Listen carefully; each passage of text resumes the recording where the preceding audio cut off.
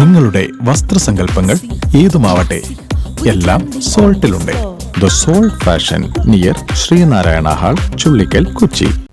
നിരവധി മോഷണ കേസുകളെ പ്രതി നോർത്ത് പറവൂരിൽ പിടിയിൽ.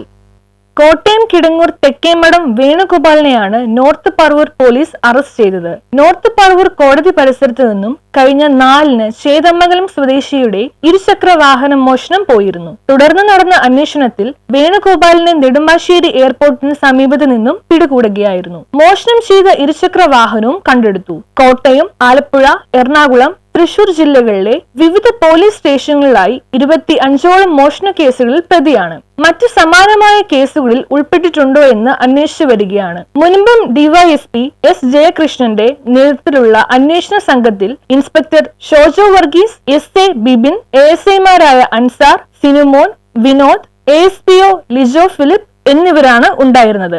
News bureau, Kottayam.